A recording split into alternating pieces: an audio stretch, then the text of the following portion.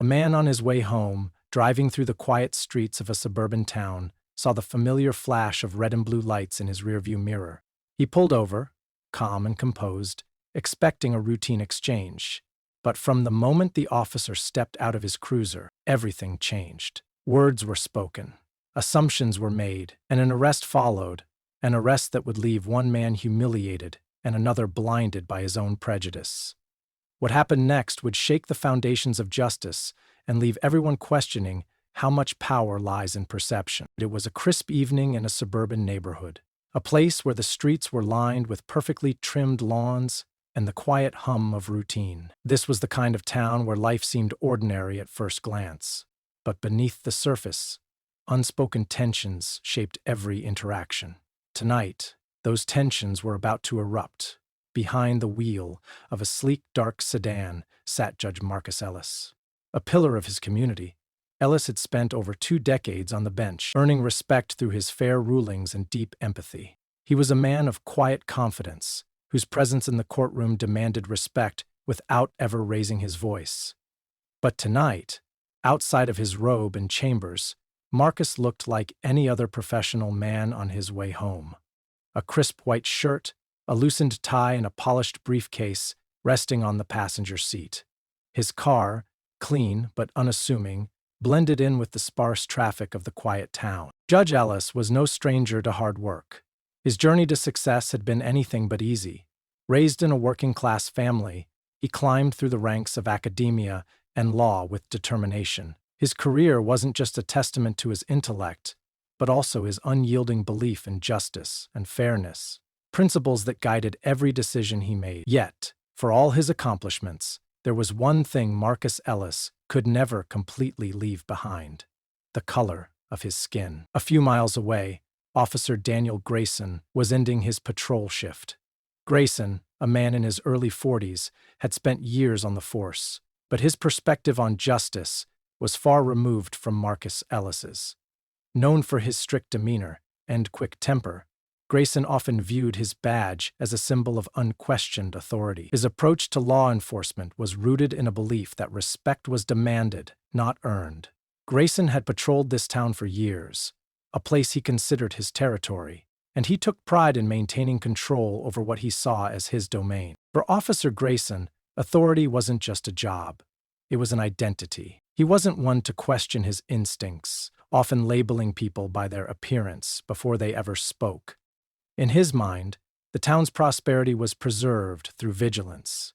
And tonight, his sights were set on a car that didn't quite belong, or at least that's what he told himself. Judge Ellis, oblivious to the officer's presence at first, was simply focused on getting home. The day had been long, filled with hearings, rulings, and the unrelenting weight of justice. He welcomed the quiet of his drive, with the hum of his engine and the faint sound of talk radio, offering solace after hours of deliberation. The only thing on his mind was a warm meal waiting for him at home. As he approached an intersection, the flashing red and blue lights in his rear-view mirror broke the silence. Marcus's brow furrowed in mild confusion. Had he missed a stop sign? Was there something wrong with his vehicle? He signaled and pulled over to the side of the road, his movements calm and deliberate. Years of professionalism had taught him how to remain composed under pressure. Officer Grayson stepped out of his cruiser, his boots hitting the pavement with purpose. His hand rested casually on his belt, near his holstered weapon, as he approached the car. His posture was firm, his gaze sharp. To him, this was just another traffic stop, another opportunity to assert control, to remind the driver who held the authority on this road. Inside the car, Marcus rolled down his window and waited. His expression was neutral, but there was a subtle tension in his hands as they rested on the steering wheel. He'd been here before, in different circumstances, with different outcomes. He wasn't afraid, but he wasn't oblivious either. He knew what moments like this could mean for someone like him. The air between them was thick with unspoken assumptions. One man saw a driver, perhaps out of place, in need of questioning. The other saw a situation he hoped would resolve quickly, without unnecessary escalation. But as Officer Grayson reached the window and began to speak, it became clear that tonight would not be so simple. This was the moment where two lives intersected. Two men from very different worlds, colliding in a way neither could have foreseen. The events that followed would shatter any sense of normalcy this quiet town had clung to, leaving both men forever changed. As Officer Grayson approached the car, the beam of his flashlight cut through the stillness of the night, landing squarely on the driver's face. Judge Marcus Ellis lowered his window fully, his face illuminated by the harsh glare. Grayson didn't ask for a greeting, didn't extend a courtesy, didn't explain the stop. His voice was sharp and direct, the kind of tone meant to unsettle, devoid of politeness. The flashlight lingered on Marcus's hands, then his briefcase in the passenger seat, as if scanning for something that wasn't there. Marcus complied without hesitation. His movements were slow and deliberate, as he had been taught to do from an early age. Keep your hands visible. Speak clearly. Make no sudden movements. These were rules that had kept him safe for decades. Rules he now relied on even as a judge. "May I ask why I was stopped, officer?" Marcus's voice was calm, measured. He handed over his license and registration, his gaze steady but not confrontational. Grayson barely glanced at the documents. "Your taillight's out," he said flatly, though the car's dashboard indicated otherwise.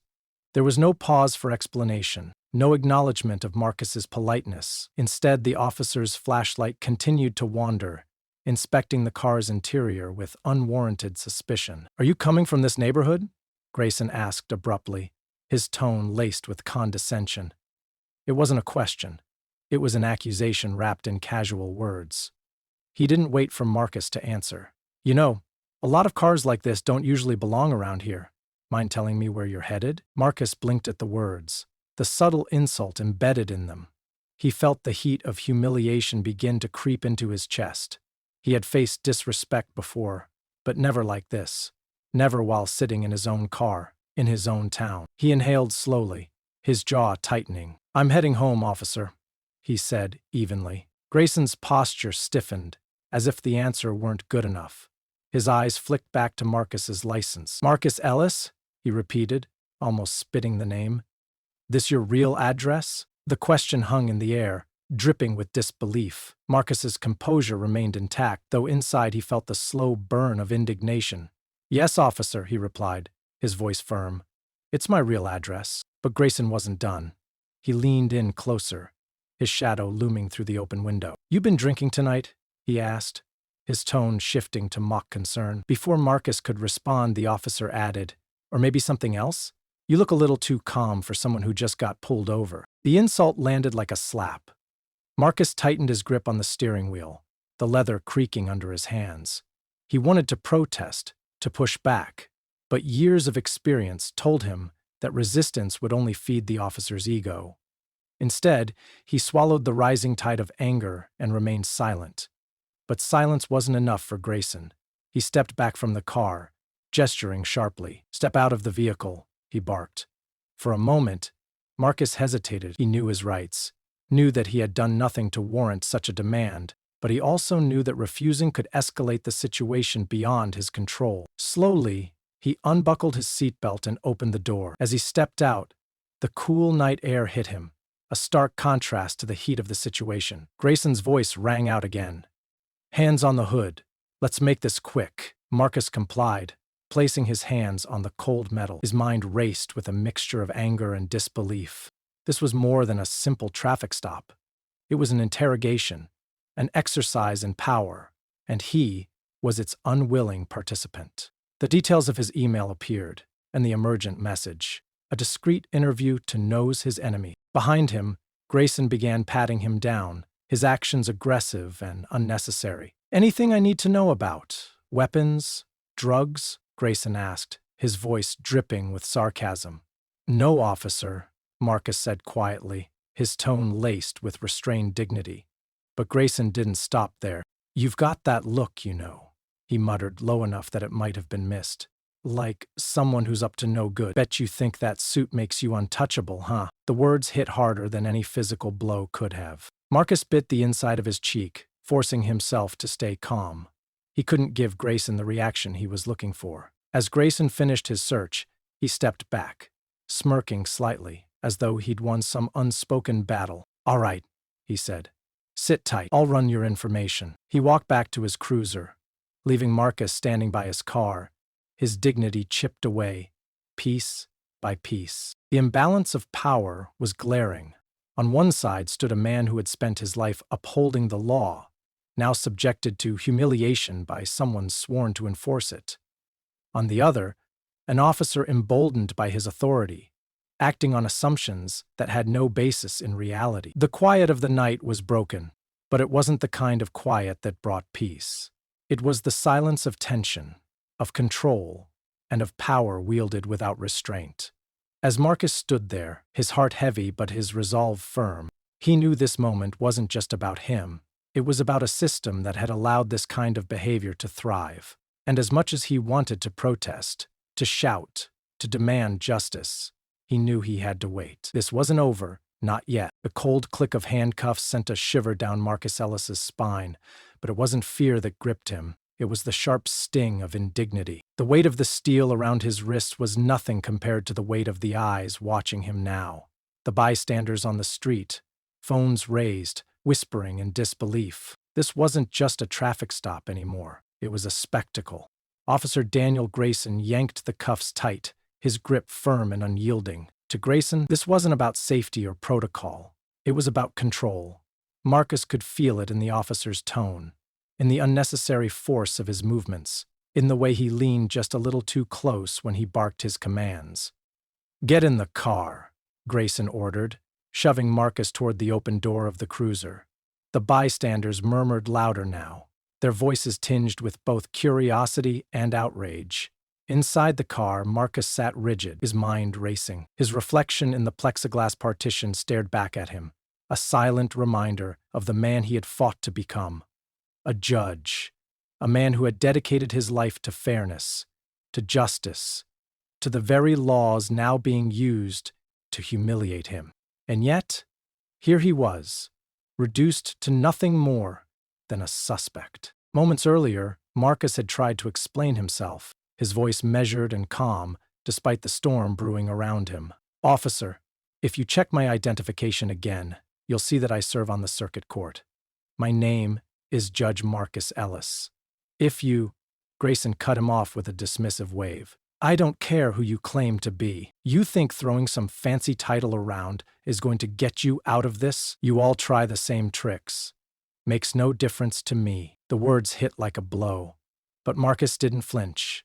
He had seen men like Grayson before, men who equated authority with arrogance, who mistook kindness for weakness. Still, the blatant refusal to even glance at his credentials left Marcus stunned. He thought about pressing further but knew it wouldn't matter. Grayson's mind was already made up. As Grayson continued his tirade, Marcus's thoughts drifted to the courtroom. How many times had he stood in judgment of people who claimed to be victims of systemic bias? How many times had he questioned their stories, looking for concrete evidence, for proof of intent? Now, sitting in the back of a squad car, cuffed and humiliated, he felt the sharp reality of their words in a way he never had before. In the driver's seat, Grayson gripped the wheel tightly, his jaw clenched as he radioed for backup. To the outside world, this was just another traffic stop, another routine day on the job. But inside Grayson's mind, it was so much more. Growing up, Grayson had always been told that respect wasn't given, it was taken. His father, a retired officer, had drilled it into him from an early age. The moment you let them question you, you've already lost. That mantra had shaped every interaction Grayson had ever had, both on and off the job. Respect wasn't something he earned. It was something he demanded, something he believed was his by right of the badge he wore. But respect had eluded him in other ways. Years on the force had been marked by missed promotions, whispered complaints, and a growing sense of resentment. He saw the world in binaries: authority and defiance, order and chaos. And tonight, Marcus Ellis, with his calm demeanor and polished appearance, represented the kind of defiance Grayson despised. To Grayson, Marcus wasn't a man on his way home. He was a threat to his control, a challenge to his authority. Outside the car, the bystanders were no longer quiet. One of them, a middle-aged woman with a firm voice, called out to Grayson, "Officer, what's he being arrested for? He didn't do anything." Grayson turned sharply, his face hardening. "Back away," he snapped. This is official business. Keep moving. But they didn't. The phones kept recording, their cameras capturing every moment. Inside the cruiser, Marcus watched the scene unfold with a sinking heart. He knew the video would go viral, that it would spark outrage, that people would rally to his side once the truth came out. But at this moment, none of that mattered. What mattered was the humiliation, the feeling of being reduced to nothing more than an object of suspicion. The cruiser jolted forward as Grayson started driving, the bystanders' voices fading into the distance. Marcus closed his eyes, the weight of the night pressing down on him. He thought of his wife, waiting at home, the dinner growing cold on the table. He thought of the young men he had sentenced in his courtroom, wondering how many of them had sat in this same seat, feeling this same helplessness. And then, amidst the chaos of his thoughts, one clear realization emerged. This wasn't just about him. This was about something bigger, something systemic, something insidious. And while Grayson might believe he had won tonight, Marcus knew the truth would come out. The question was, how far would things go before it did? The flashing lights of the police station loomed ahead, and Marcus steeled himself. This wasn't over, not by a long shot. If he was going to win, he was going to win. The harsh fluorescent lights of the police station cast long shadows across the cold tile floors as Officer Grayson led Judge Marcus Ellis through the main hallway. The station buzzed with the mundane chaos of nightly bookings, low murmurs of officers, the clatter of paperwork, and the occasional shuffle of restrained feet. But as Grayson marched Marcus forward, the usual din seemed to fade, replaced by a growing sense of unease that no one could quite place.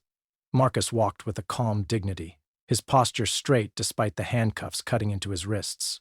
Every step felt heavier than the last, not from fear, but from the weight of his own thoughts. He was surrounded by officers, some staring curiously, others avoiding his gaze entirely. He noticed their glances, the flickers of uncertainty on their faces. Did they sense something was off? Or were they simply accustomed to scenes like this? At the booking desk, Grayson pushed Marcus forward with unnecessary force. "Sit," he commanded, his tone as sharp and dismissive as ever. Marcus complied without a word, his silence more powerful than any protest he could have mustered. Grayson began barking orders to the clerk, tossing Marcus's identification onto the counter like it was trash. "Run his info," Grayson snapped, claiming his someone important. The clerk picked up the ID, her expression neutral at first, but as her eyes scanned the name, her composure faltered. She glanced up at Marcus, then back down at the card. Her fingers hovered over the keyboard, hesitant, as if she were piecing something together. Officer Grayson," she said cautiously. "You might want to—" Grayson cut her off. "Just process him," he said, irritation flaring in his voice. "I don't need commentary." But before the clerk could continue, a door at the far end of the station opened, and a commanding figure stepped into the room. Captain James Harlow, a veteran of the force and a man known for his no-nonsense approach, scanned the room with sharp eyes. As soon as he saw Marcus sitting at the desk, his entire demeanor shifted. "What the hell is going on here?" Harlow's voice was calm, but there was an edge to it that silenced the room. He strode forward quickly, his gaze fixed on Marcus. "Judge Ellis?" he said, his tone laced with disbelief. "What are you doing here?" The room froze. Grayson's head snapped up, his expression shifting from smug confidence to wide-eyed confusion. Instead, he stepped closer to Marcus, his voice softer now.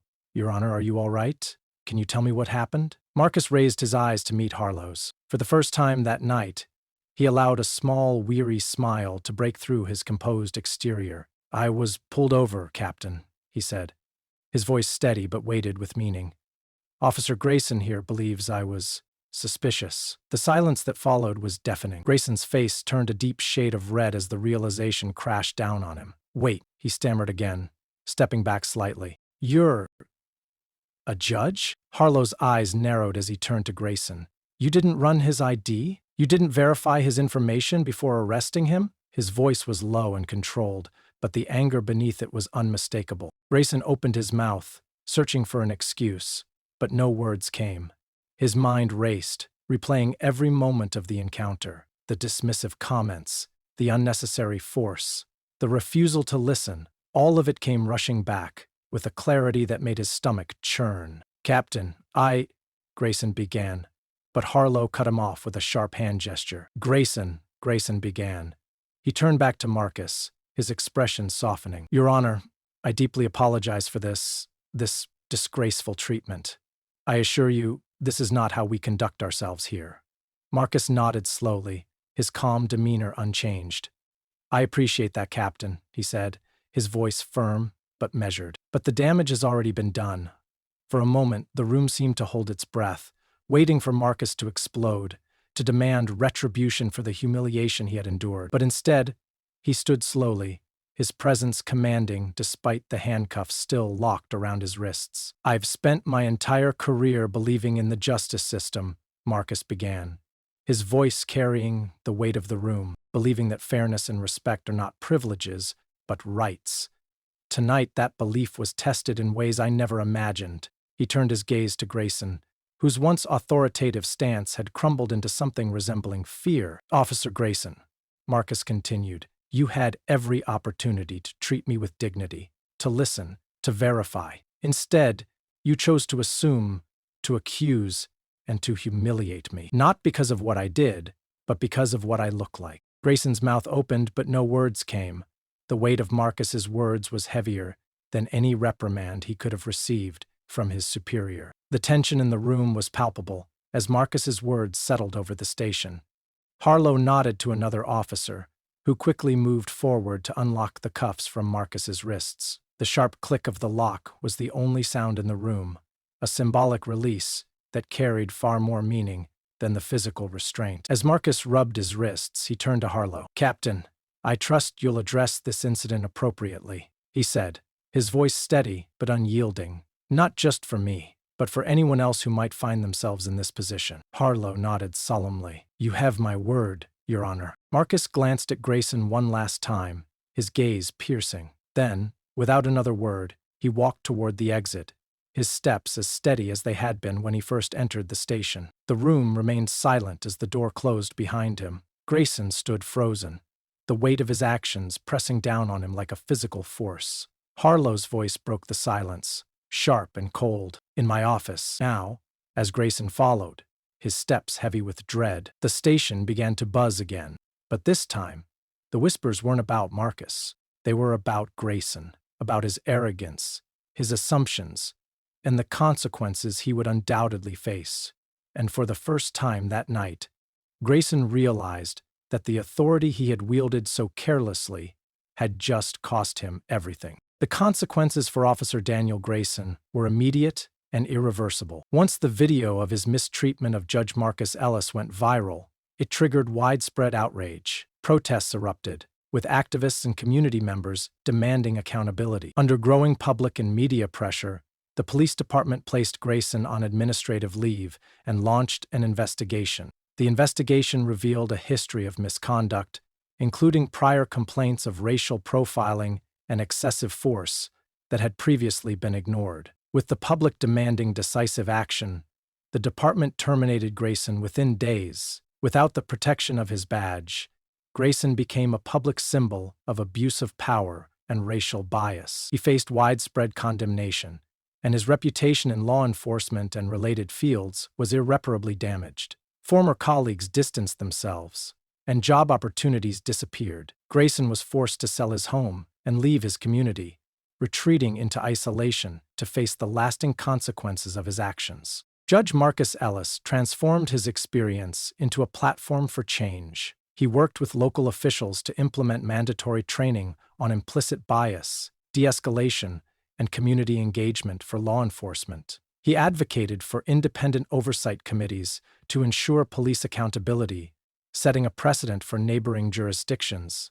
Beyond policy, Ellis became a mentor, supporting marginalized youth and amplifying voices affected by systemic injustice. His efforts sparked broader conversations about fairness, leadership, and reform.